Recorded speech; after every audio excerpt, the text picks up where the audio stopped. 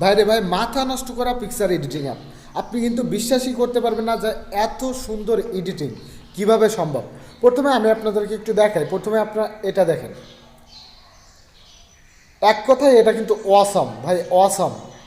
দেন এটা দেখেন, তারপরে এটা দেখেন। তো আপনারা এখানে দেখতে পাচ্ছেন এত সুন্দর সুন্দর পিকচার এডিটিং।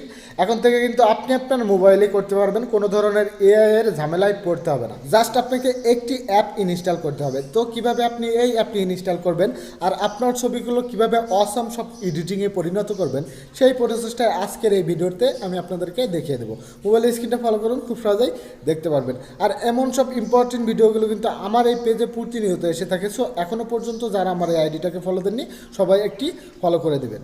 তো ফার্স্ট অফ অল আপনাদের ফোনের প্লে স্টোরে চলে আসবেন। দেন এখান থেকে সার্চ অপশনে গিয়ে লিখবেন টোনমি। টোনমি লিখে এখান থেকে সার্চ করে দিবেন। সার্চ করে দিলে দেখতে পারবেন এখানে টোনমি নামে একটা অ্যাপ রয়েছে। এই অ্যাপটা আপনারা ইনস্টল করে নেবেন। ইনস্টল হয়ে গেলে এখান থেকে ওপেন করে দেবেন।